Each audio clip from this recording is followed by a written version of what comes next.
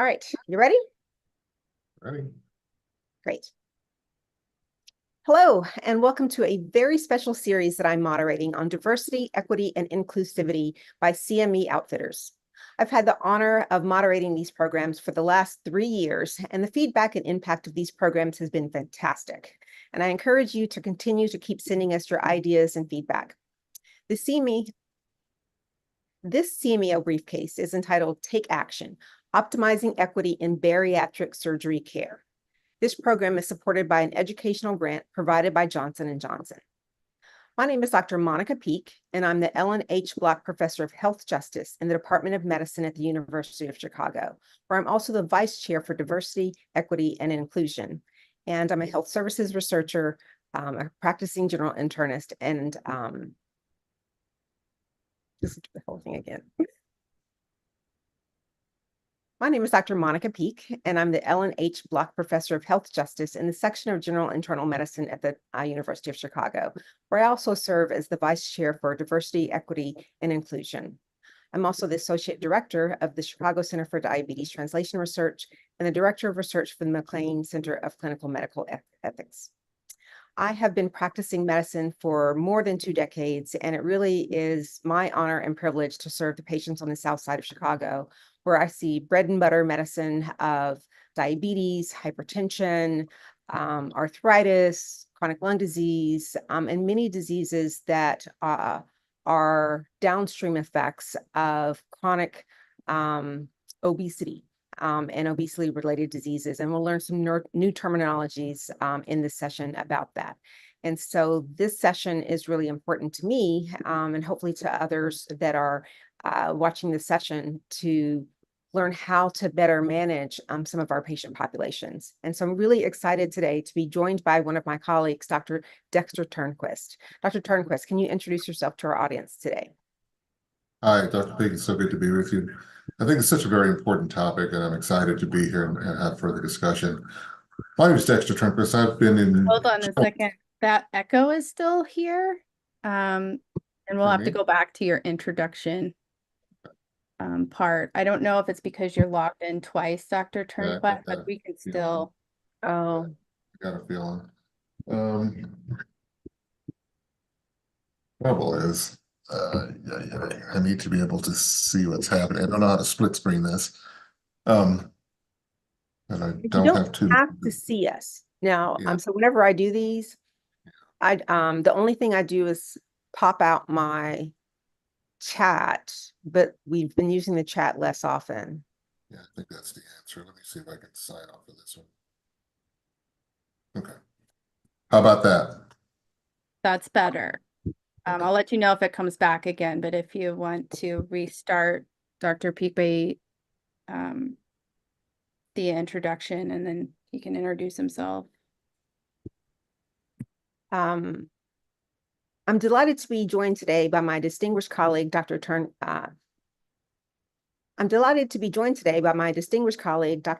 Turnquist. Dr. Turnquist, would you mind introducing yourself to our audience today? Thank you, Dr. Peak. I'm so happy to be here today to discuss this very important topic. My name is Dexter Turnquist. I'm a general surgeon, bariatric surgeon in Houston. Been in practice for over 26 years, and I've seen the tremendous growth in bariatric surgery and awareness around obesity. This has been a life work of mine, and again, addressing the social disparities or disparities in recognition of obesity and its effects on particularly underserved populations been a passion. So I'm excited to engage with you on this topic.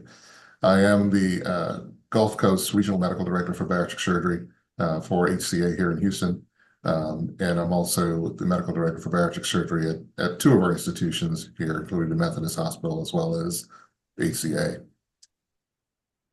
Wonderful. Thank you so much for being here. I'm really looking forward to our session today. Before we begin, I just wanted to note that this program was designed to build upon some foundational concepts that we've already covered in some of our previous DEI activities. And so to learn more about the impact of systemic racism on healthcare and health disparities, as well as how racial and ethnic disparities present in the field of surgical care, we encourage you to engage in these foundational programs, which are linked here. And so before I begin, I want to to just clarify that as colleagues, Dexter and I decided that we would refer to each other by our first names for this session, just because it's a friendly session amongst colleagues and to sort of create that sense of just friendship and collegiality. We're going to refer to each other by our first names. And so Dexter, I really look forward to our case discussion and our candid conversation today. And so I'm going to start by reviewing our first learning objective for our program, which is to identify health inequities in the diagnosis, treatment, and outcomes of patients eligible for bariatric surgical interventions. And so I'm going to start with an audience response question to sort of gauge your sense of comfort with dealing with this topic for ABCD. And so this is a new term, which you may not have been familiar with. And so it stands for adiposity-based chronic disease. And so it's a new diagnostic term for obesity that explicitly identifies a chronic disease. It alludes to a precise pathophysiological basis and avoids some of the stigma and confusion related to the differential use and multiple meanings of the term obesity in and of itself. This term, ABCD, has been endorsed by the American Association This term, ABCD, has been endorsed by the American Association of Clinical Endocrinologists. And so the opening question is, how confident are you in your ability to identify disparities in access to healthcare and other social and economic resources for patients who have ABCD or adiposity-based chronic diseases? A, not at all confident. B, somewhat confident. C, confident. Or D, extremely confident. All right.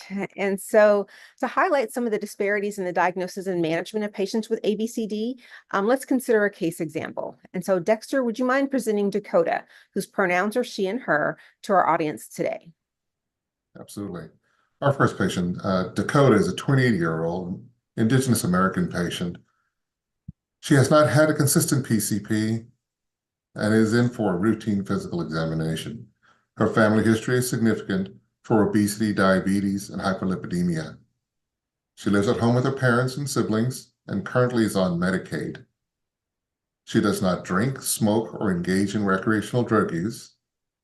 She does not engage in regular exercise or physical activity. She's been told since she was young, as a lot of these patients, that she would lose weight if she would just diet and exercise, and endorses having tried several different diets throughout her life.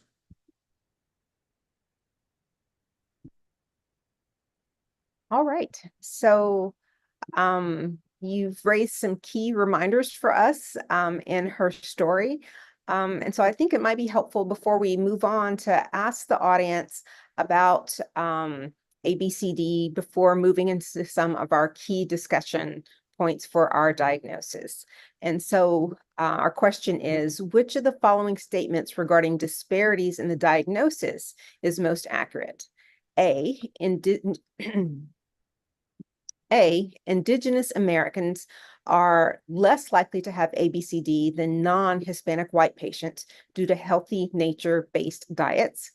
B, LGBTQIA+ individuals have the same rates of ABCD as non-LGBTQIA+ individuals. C, ABCD is underdiagnosed in non-Hispanic white patients, male patients, and patients that are older than 66 years of age. Is it D, the case of recording, should be wearing my glasses.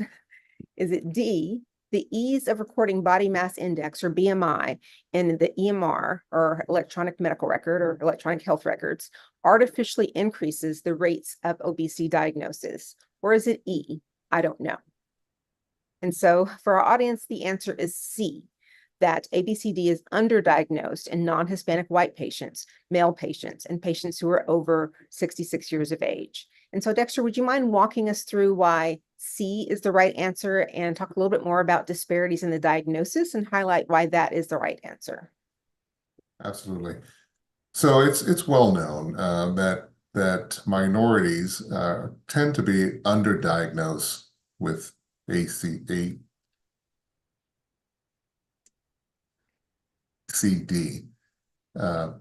The reasons for this are multifocal, of course, not the least of which the stigma that's attached. to this diagnosis. If we look at the slide, we can see that Indigenous American adults are 50% less likely to have ABCD than non-Hispanic or white adults. That lesbians, bisexuals, and transgender individuals are more likely to be diagnosed with obesity than their heterosexual or cisgender counterparts. ABCD is significantly underdiagnosed, especially in patients with a BMI less than 40, which may be underestimating the effect of obesity on our patients. Certainly in males, non-Hispanic, whites, Middle Eastern, and folks over the age of 66, this diagnosis may be less applied. And of course, we know that individuals who are diagnosed with ABCD are more likely to receive treatment. That this diagnosis, individuals with an elevated BMI have a rate of ABCD diagnosis as low as 18%. But those diagnosed with the obesity are 2 times more likely to be offered intervention for their chronic disease. 18% is pretty low, considering how prevalent the condition is in our community, which sort of highlights the importance of having it in our EMR and how easy it is to have it automatically calculated once the nurses or MAs automatically put, the weight in there. It can be sort of automatically generated. And so what a sort of force multiplier it is for physicians to be able to just see the BMI in there based on information that's already in the chart. Monica, establishing the diagnosis is so important. We can't treat it if we don't recognize it. For purposes of documentation, in the event that we want to treat this significant healthcare problem going forward, we have to know the history. We have to know where the patients have been and where they are. And so having that diagnosis is so important as the first step in getting treatment and recognizing that this is truly a healthcare problem, significant healthcare problem. Yes.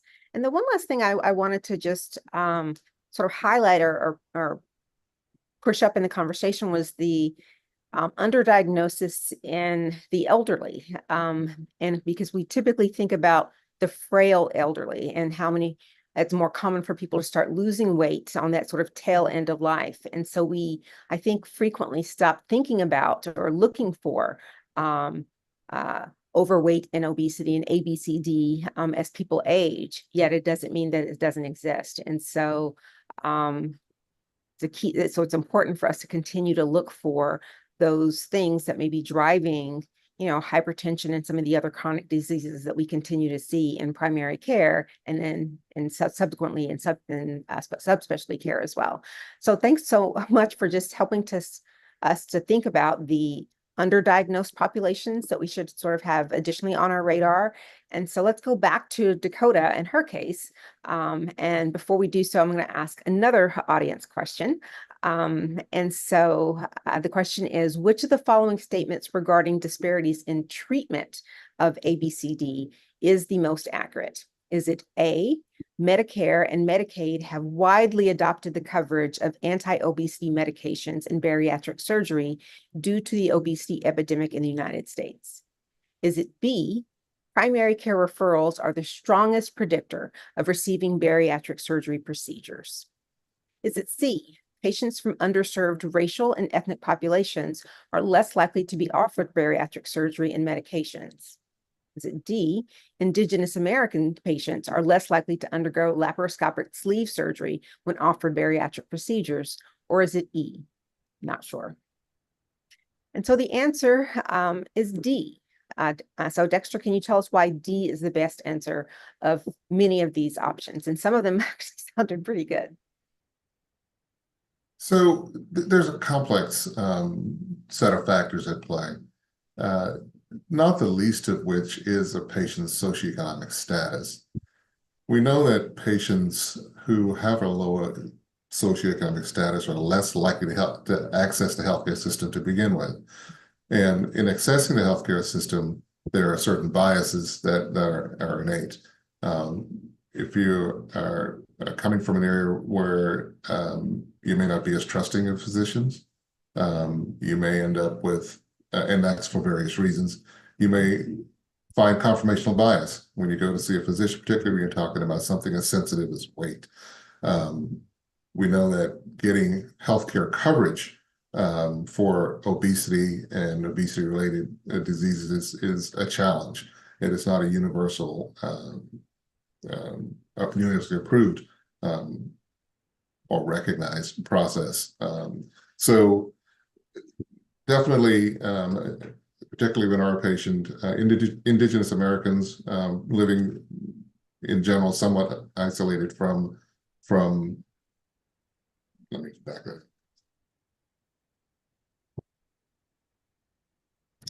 So when accessing the healthcare system, the biases are present, and overcoming those barriers can sometimes be a bit of a challenge. Being on government assistance may lead to some biased opinions prior to the patient presenting, and so forming opinions of what's best for a patient may be steered by some of those preconceived notions.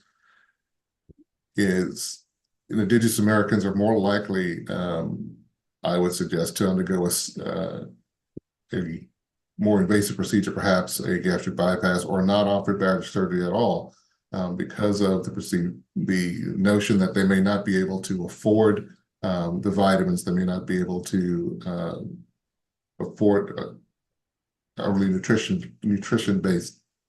I might back that up.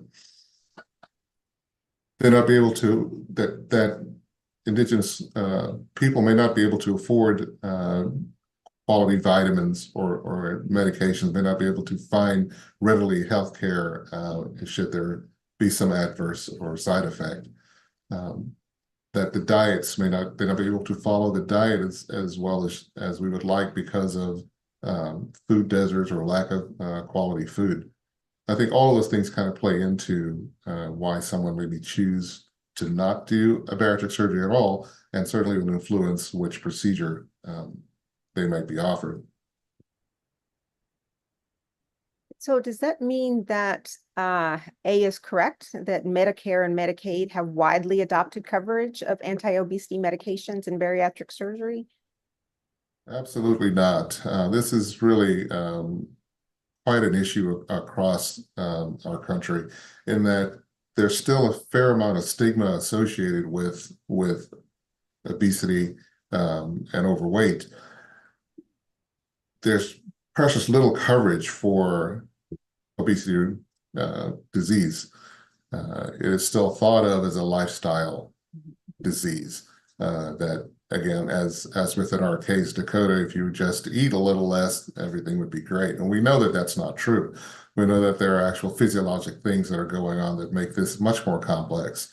Nonetheless, Medicare, Medicaid, and really a lot of the insurance companies are not providing coverage for obesity, or make it so hard to get it done that it becomes not obtainable. Particularly when it comes to medications, the medications are expensive, and so there's definitely been a lag in coverage for these medications and really obesity care in general. Yeah, there are some states that are exceptions to this rule, but certainly the coverage from the government sector has lagged behind some of the private insurance sector, which then creates health inequities because it's the more lower income and socially marginalized groups that are relying more on government insurance. So thank you for helping us think about that. Let's check back on our case with Dakota, and can you tell us more about her case? All right, so Dakota, she comes in again with a blood pressure of 124/86. Her heart rate's at 88 beats per minute. Dakota is 5'9" and weighs 240 pounds, which gives her a BMI of 35.4 kilograms. Her healthcare provider orders labs. She gets a CBC, a lipid panel, A1C, ionized calcium, parathyroid hormone, a vitamin D level, B12, folate, iron studies, including ferritin, and other routine type labs. The patient endorses years of feeling like she's been struggling with her weight, sometimes thinks she may binge eat. She has been prescribed a GLP-1, I guess, in the past, but never started the medications because, like most of our patients, or a lot of our patients, she couldn't afford them. Her insurance wouldn't cover it because the patient doesn't have diabetes. It's a common thing.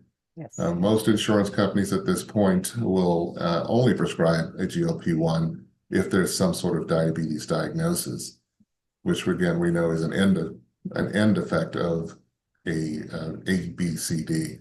It'd be much better than if we were treated before, but insurance companies certainly don't necessarily work that way.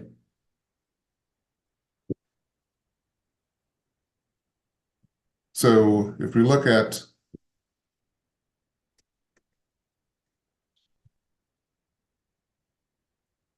some of the issues here, we know that Indigenous Americans are 30 to 40% less likely to receive bariatric surgery compared to non-Hispanic and white patients. Indigenous Americans are less likely to have a laparoscopic sleeve gastrectomy as opposed to our non-Hispanic white indigenous patients, despite it being the most common procedure performed in the United States at this point. This suggests inequitable access.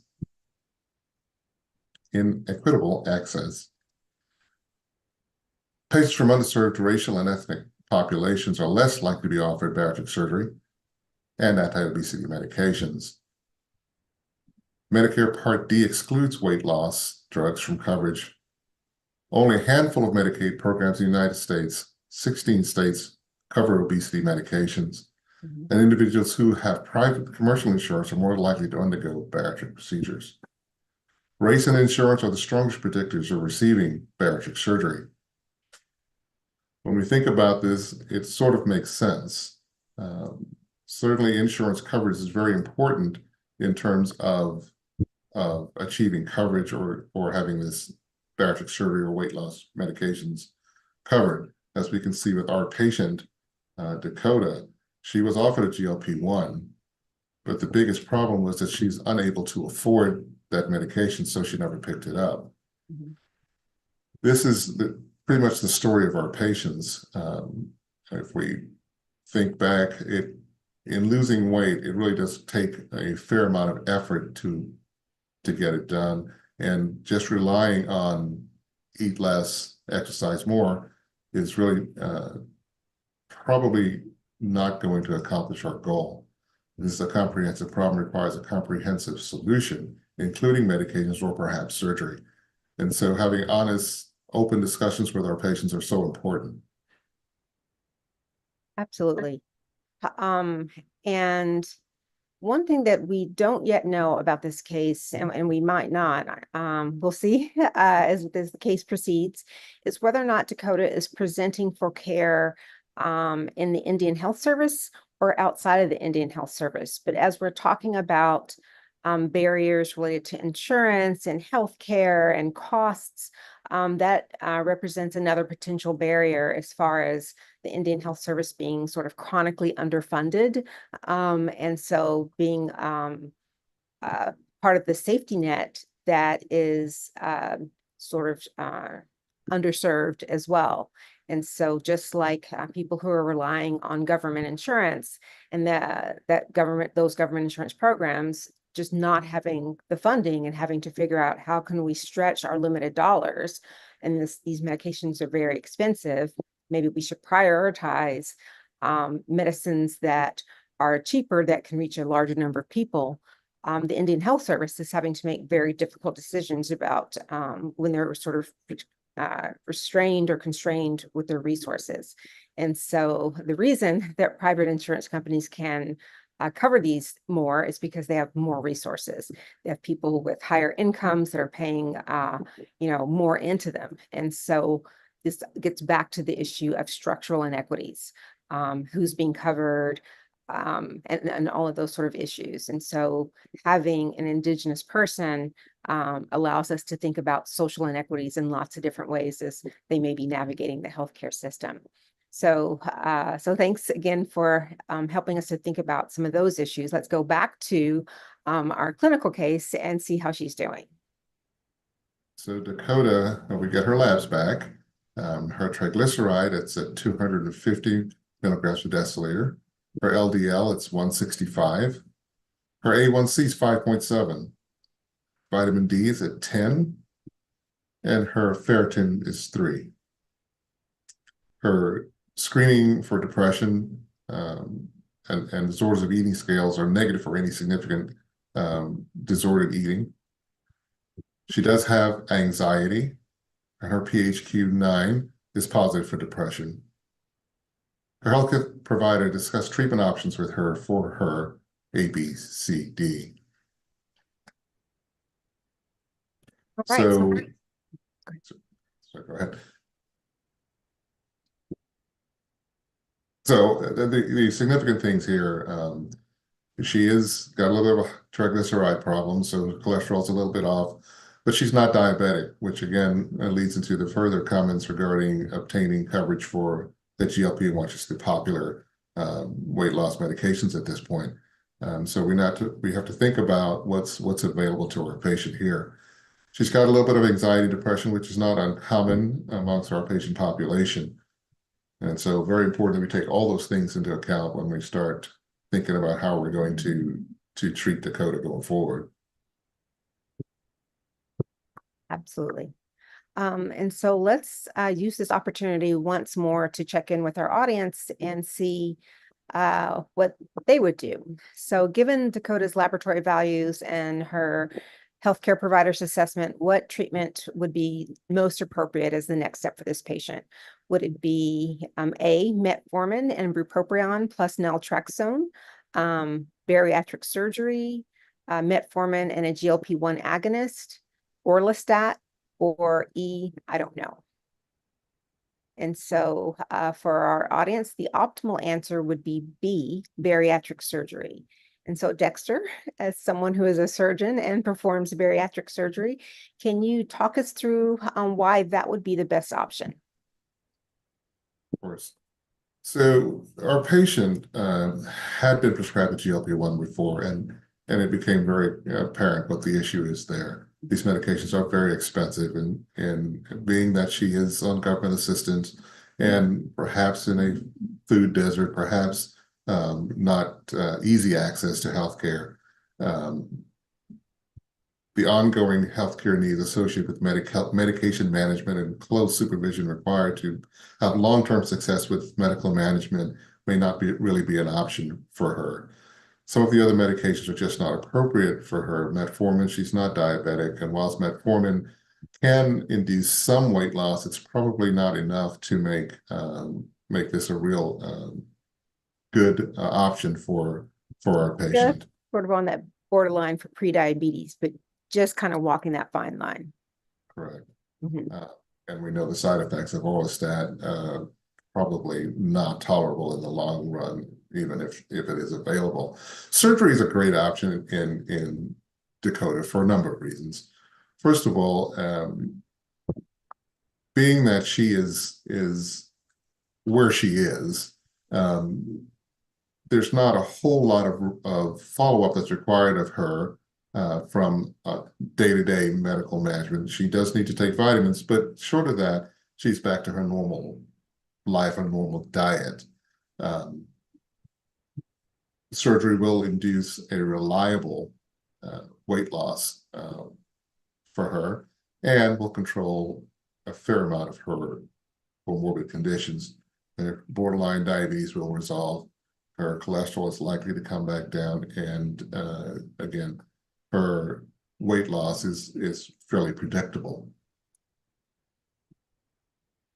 In the long run, it has been shown that surgery actually is a much more cost-effective way of dealing with this long-term vexing problem than continued medical management.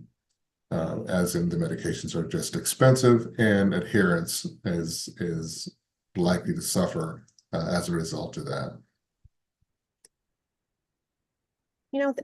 This is, I think, eye-opening to probably a lot of people who are watching, that we so early in the course go to a surgical option for someone whose BMI is 35, not 45 or 50. And so I think that's really an interesting case study for us to examine. So thank you for walking us through that scenario and thinking about the pros and cons of the various medical treatments and lifestyle and social factors and why surgery might be a great, basically first option for some patients. And so can you talk us through walk us through some of the disparities in outcomes and some of the examples and things that we need to be thinking about as clinicians? So as with any medical treatment, these are not standalone type interventions.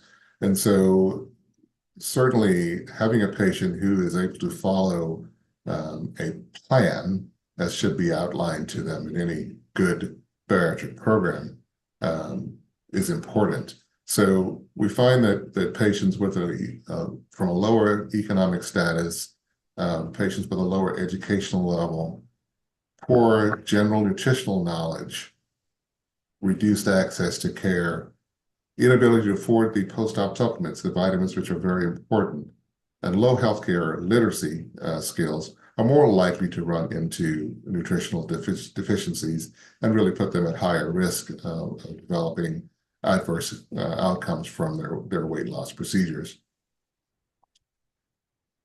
Among those who receive surgery, we know that non-Hispanic white patients show a higher percentage of weight loss than our Black and Latino patients. Black patients and women are more likely to have vitamin deficiencies after bariatric surgery than other groups. Mm-hmm. Patients from underserved racial and ethnic populations are more likely to have postoperative surgical complications and increased mortality following bariatric surgery than non-Hispanic groups. And if we think about that, it is still fairly intuitive as to why that might happen. Again, adherence to a plan is very important. And so being sure that your patients understand the rigors of weight loss surgery is so important. This is not a genetic issue.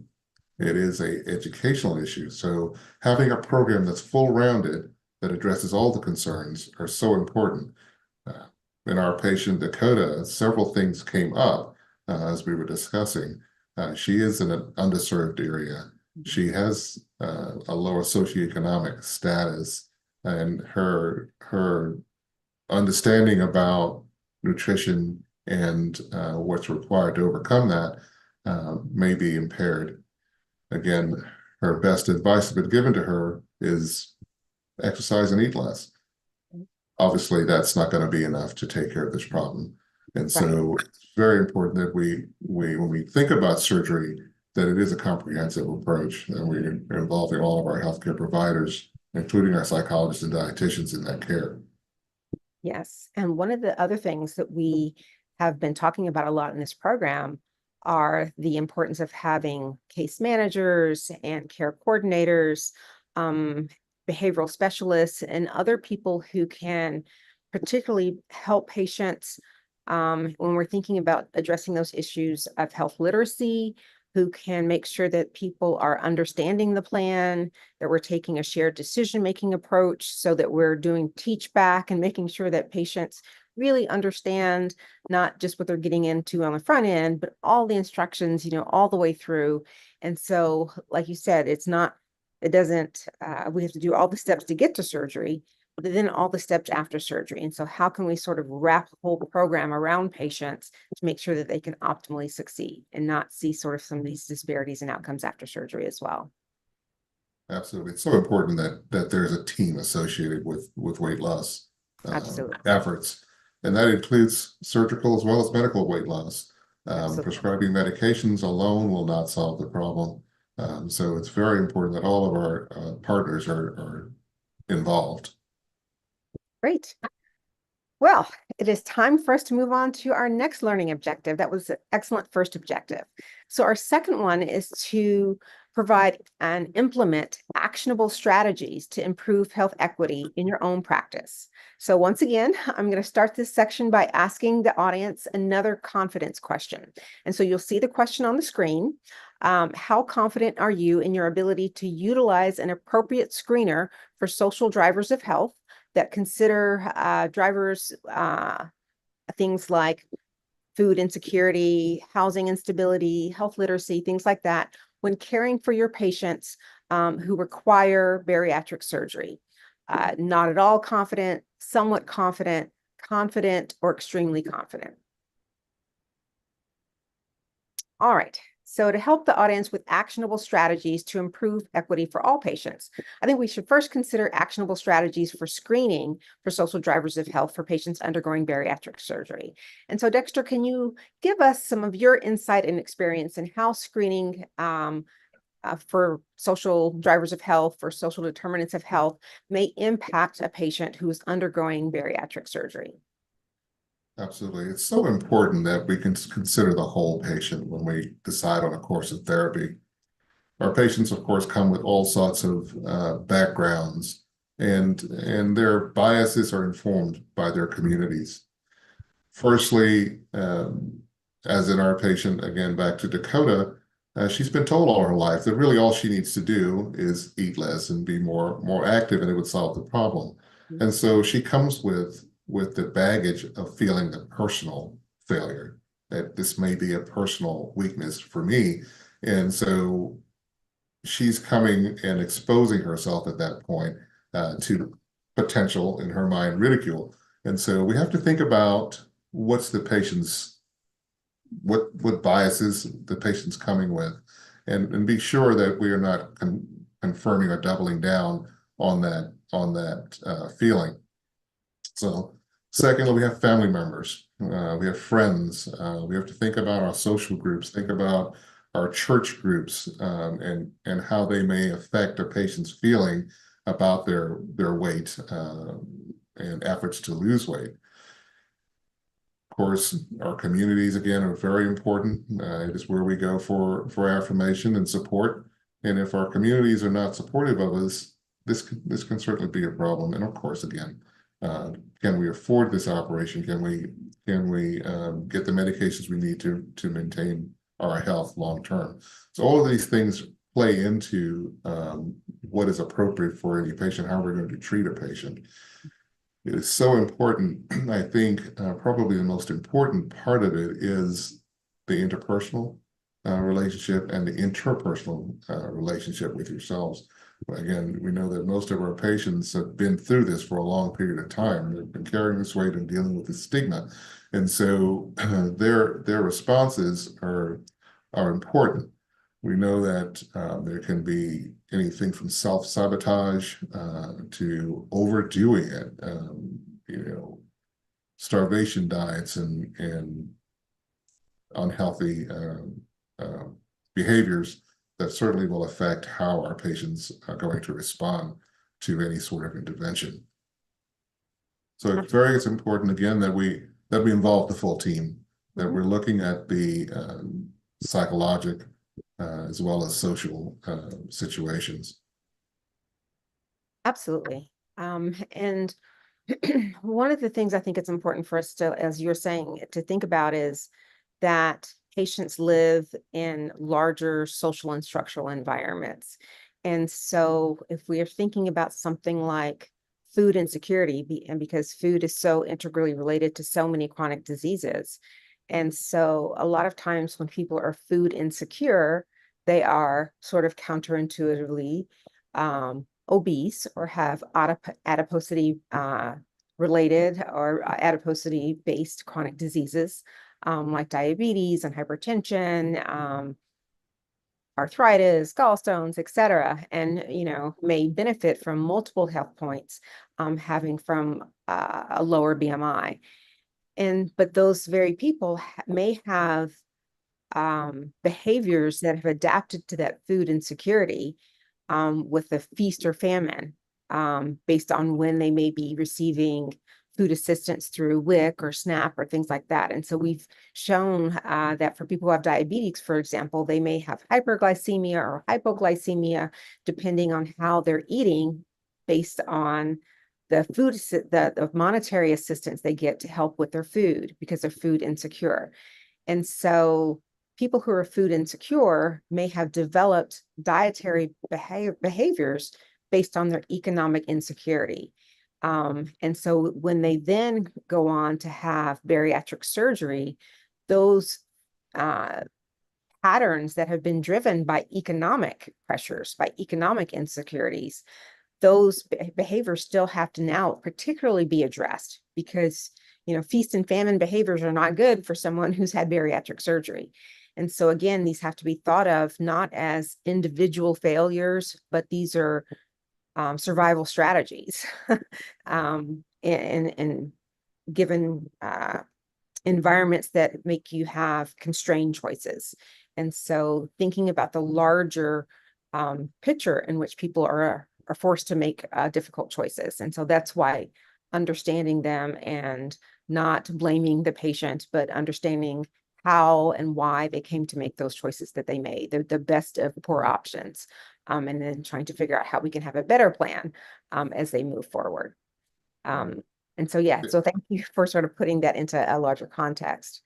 Right. It's so important that we're non-judgmental of our patients, right? Yes, and these slights in the language is so they're so sensitive. They pick up on the slightest things, right? Because again, remember, this is a chronic disease and it carries a fair amount of social stigma, whether we like it or not, it does. And so we have to be very careful in how we communicate with our patients, but we most certainly have to take all of these things into consideration when we're meeting with our patient. absolutely. And the data has shown that screening for social determinants of health can improve patient outcomes in a number of ways, including prior to surgery, and addressing these things after surgical interventions. And so can you present some of the ways in which patient outcomes may be influenced by social determinants of health and how we may think about those related to bariatric surgery through sort of a racial and ethnic lens? Certainly. Social determinants.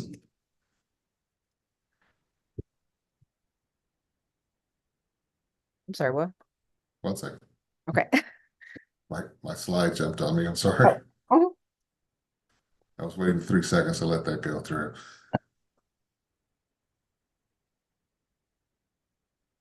Certainly. Socioeconomic status, of course, is very important. And again, as we've stated earlier, folks of lower socioeconomic status are likely to not do as well as our more affluent counterparts. And again, for all the reasons that we've already talked about. Certainly, again, non-Hispanic white patients are 1.5 times more likely to complete a bariatric surgery than the non-Hispanics from underserved racial or ethnic populations. Most likely, again, having to do with access. We know that Medicaid insurance and receiving Social Security disability benefits have been associated with suboptimal weight loss after bariatric surgery. And again, this would tend to make sense, again, considering, again, the things we've just talked about, food insecurities, what types of food are available, and eating behaviors surrounding that. Bariatric surgery is clinically appropriate, irrespective of the patient education and income, race, or insurance status. Yet there's underutilization of surgery for patients in high-risk groups. And of course, again, this is multifactorial. Again, we talk about intrapersonal and interpersonal relationships, community associations. If you think about, our church group, there may be, you start to lose weight and, your friends are asking you, what's the problem? Why are you doing that?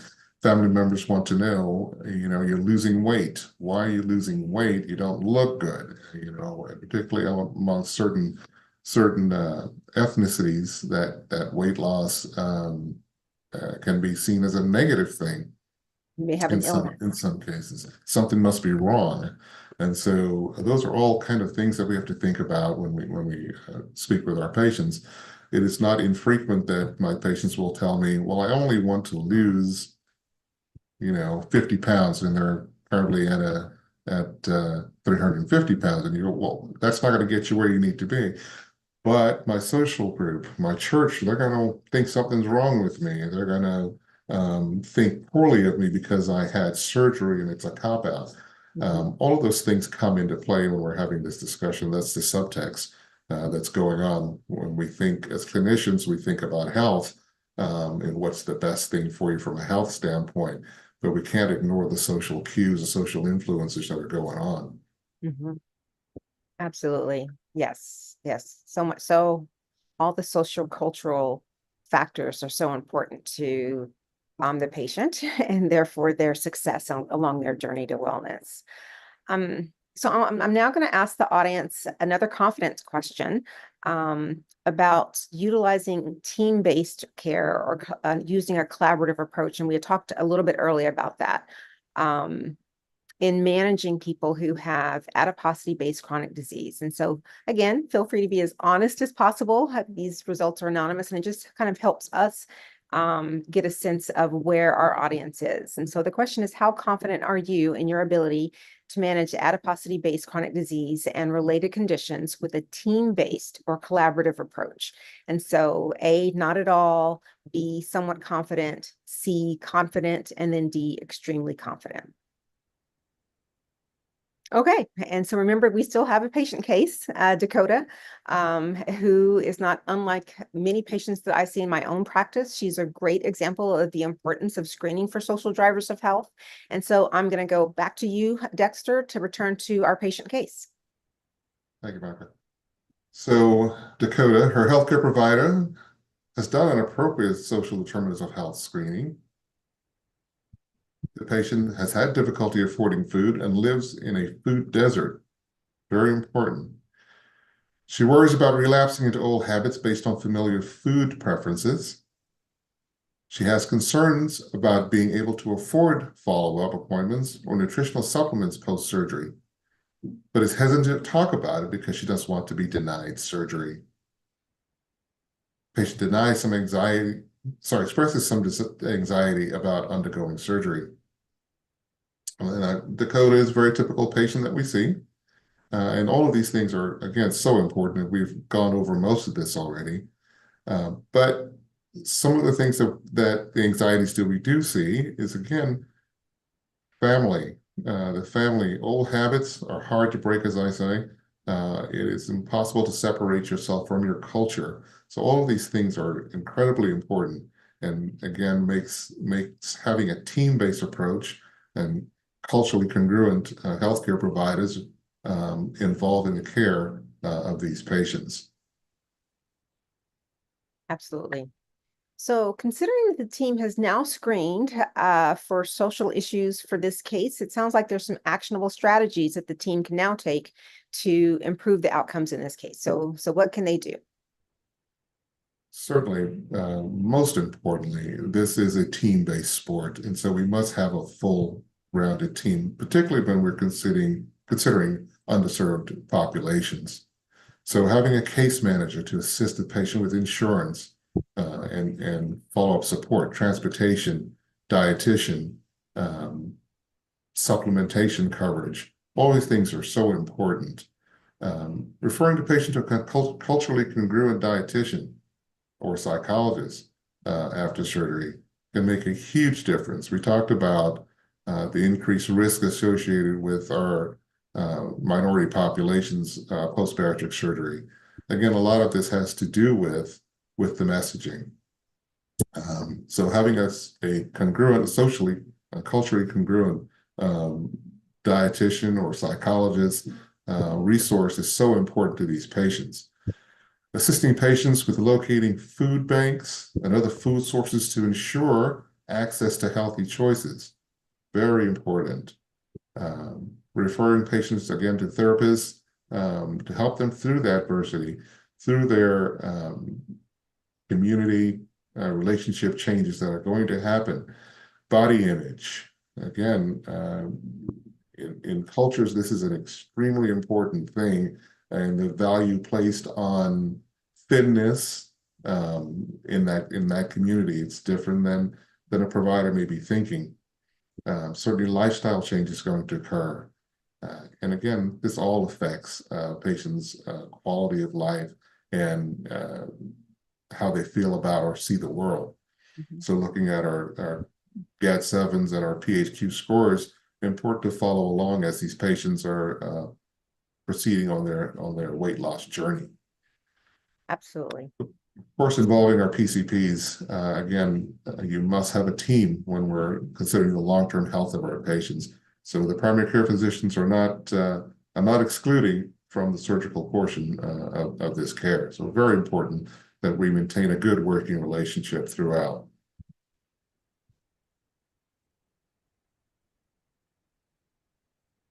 Great. So let's check back in with Dakota to see what action steps, given all of those possibilities, that your care team has taken to accomplish some of these goals and address her pre-op needs. And so what can you tell us has actually happened with our hypothetical patient? All right, so the case manager has ensured that Dakota has the insurance to cover this procedure. So that's one anxiety and hurdle that we can get across. But in addition, Dakota has to be able to get to her appointments. So arranging transportation, very important.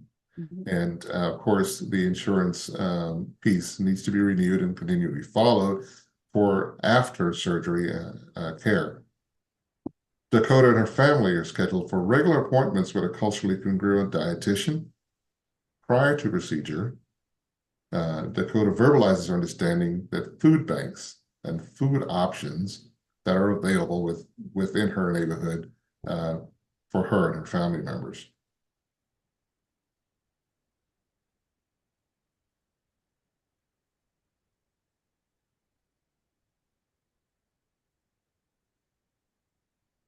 So this is for you to just transition into the next slide without me having sort of a lead in. Oh, sorry. That's okay. Very good. Keep on moving.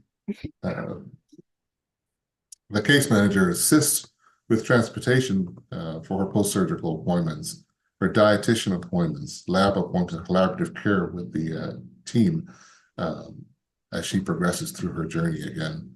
The case manager ensures insurance renewal status and follow-ups with Dakota on appropriate vitamins and prescribed treatments. Dakota and her family continue to work with a culturally congruent dietitian and healthcare professional, mental health care professional.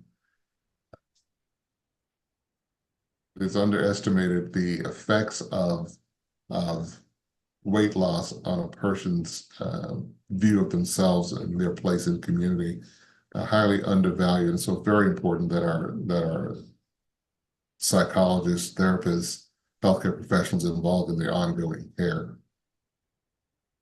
So again, really is a team-based approach to the management of our patient. All of the healthcare providers have a very important role to play in the overall and success of our patient.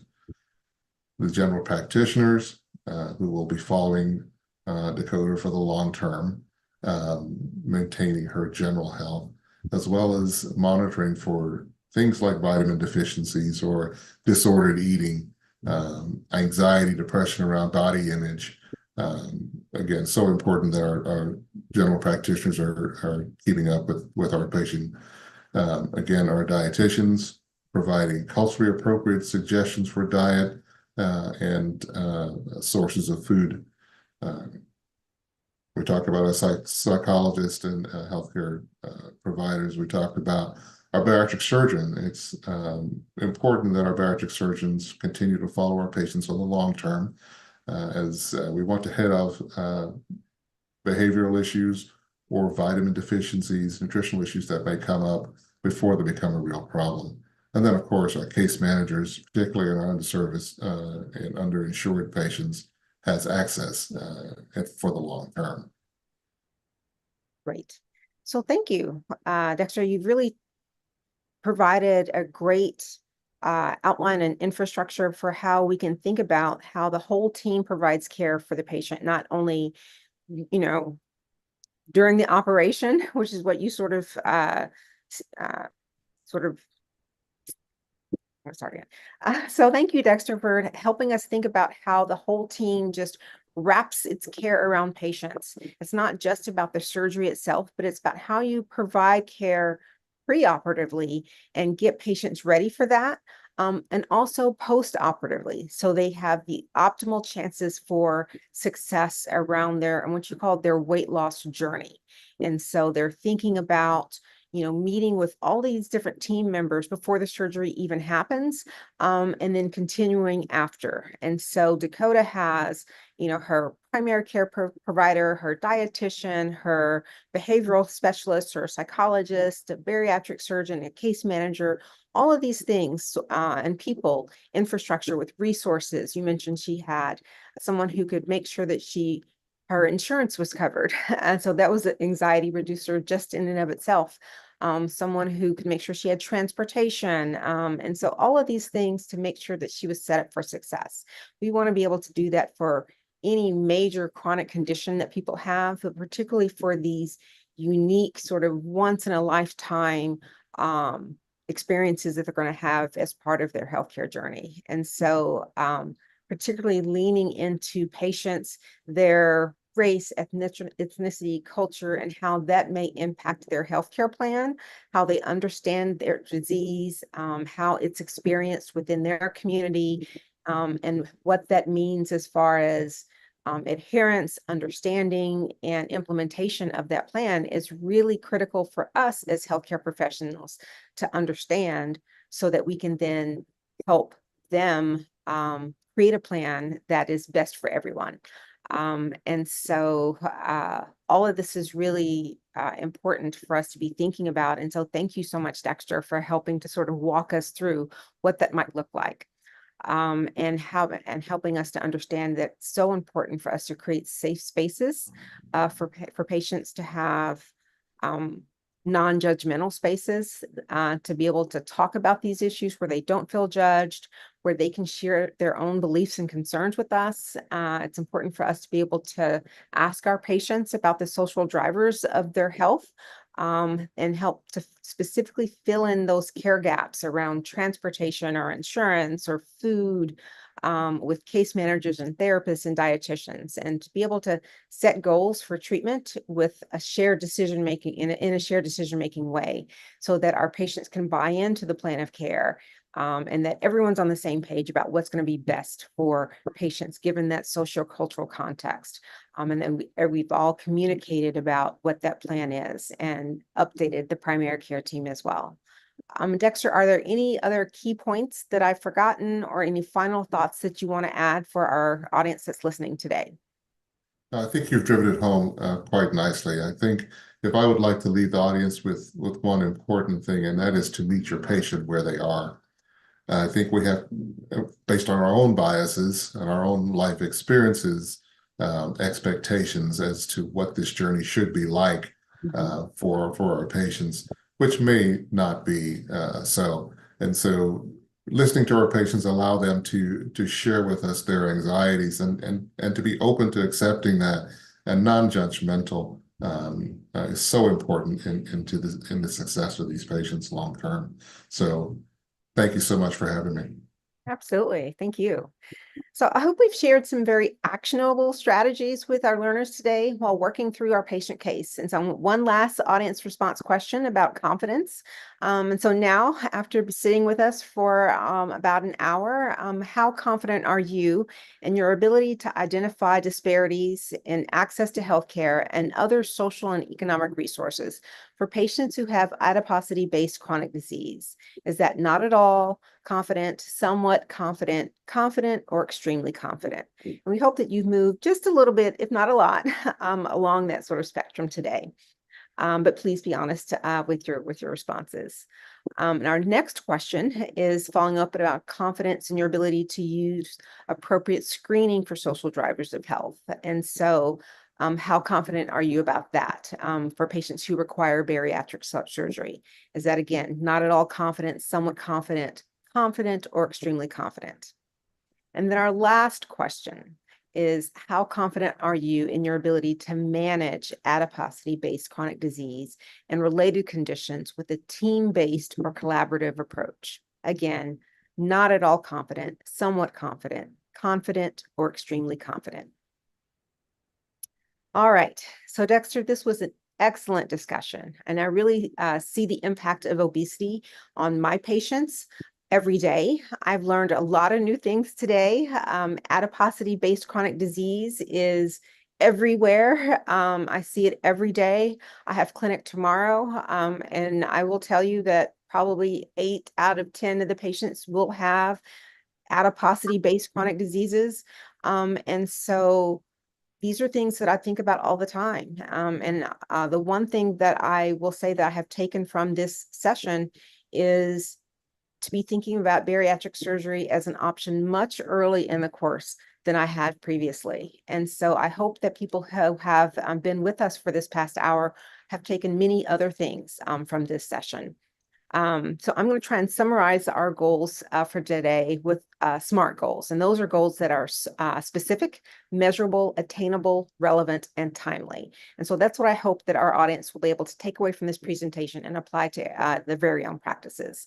And so those are to first identify disparities in the diagnosis and treatment of ABCD. Second, to identify the impact of social drivers of health in ABCD. Third, to integrate a plan to discuss all treatment options with patients who have ABCD, including not only nutrition and physical activity, but also surgical options as well as medicine. And then last, to consider team-based strategies in the care of patients with adiposity-based chronic diseases to address inequities in treatment outcomes. So this CMEO briefcase is one of a 4-part CME CE initiative, and we really hope that you'll take advantage of and participate in all the activities in this series. These activities cover a range of strategies to address racial and ethnic disparities across therapeutic areas, and I really encourage you to join us for the entire initiative. By participating in these activities, you demonstrate your own personal commitment to improving health equity for all patients. The CMEO DNI Hub also has a number of resources available to you to help further your education on diversity, equity, and inclusivity. So last, Dexter, again, I want to thank you for joining me and having such a robust conversation. It was wonderful. Thank you again for all of the work that you do down in the Gulf Coast for all of your patients. And thank you for just helping us all who have been part of this conversation to learn more about how we can help our patients who have adiposity based chronic diseases and some of the bariatric treatment options. Thank you so much for having me. It's been a pleasure. I hope that we can move the ball just a little bit in helping people to understand where our patients are, and again, meet our patients where they live. So thank you so much for having me. Thank you so much. Thank you so much. Always a pleasure. So to receive credit for this activity, please complete the post-test and evaluation. We really appreciate your feedback, and we want to hear from you.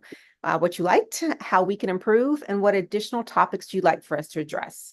And so I want to sincerely thank you, our audience, for your own personal commitment to diversity, equity, and inclusivity education, because together, we all together can strive to provide the best and most equitable care to all of our patients, particularly those who are most underserved. I say that all the time. Because together, we can strive to provide the best and most equitable care to our patients, particularly those who are most underserved. So thank you again for joining us today. All right, so that wraps it up.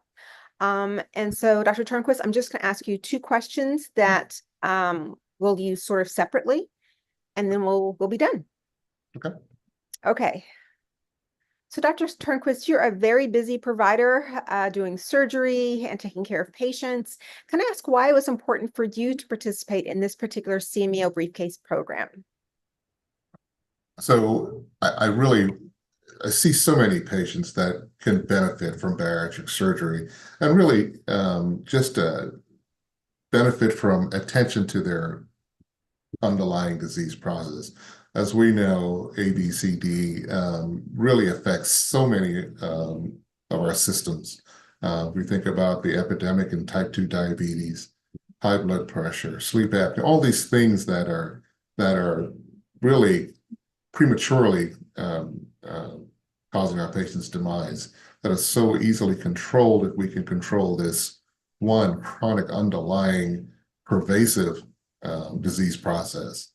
I truly like to educate our colleagues regarding how we approach patients and to really broach the question around obesity and how can we help you understand or get to a place where we're ready to talk about weight and what it really means to you and your families. So anytime I get an opportunity to kind of spread the word, I'm here for it. Excellent. And we appreciate you being here for it. Thank you so much. Are there any additional educational gaps that you feel like need to be addressed that were not on our radar today? I think we came across a lot of it. I think that obviously we're not going to solve this in one meeting, and you know that the research around all of this suggests that how we approach social determinants, this education needs to be ongoing. We're not going to solve it with one meeting, with one discussion. That is an ongoing process, and helping physicians to stay in the moment when we think about social determinants. It's so easy for us to fall back into our own personal experience and to project that onto our patients. But why can't you be more like me? Those are, again, you're not going to solve that in one meeting. And so I think it's so important that we continue to do this type of continuous education. Great. Thank you so much again. All right, it's wonderful to see you. All right. I think that wraps it. Shari, Jessica, anything else that we need to do? No, good job. Thank you for joining us, Dr. Turnquist. Well, I appreciate it. Thank you, guys. Yeah, no, that was great. Thank you very much. Thank you, Dexter. Wonderful job. Thank you. Thank you. Thank you. Not my strong suit, but I'm trying. You did great. You did I great. appreciate it. And Dr. Peak, I'm going to send you an email on a different issue. Okay. All right. We'll Thank be in you. touch. I Good day. will set Bye-bye. up a meeting. I will set it up. Okay. Thank you. Thank you. Take care. Bye-bye. Bye, guys.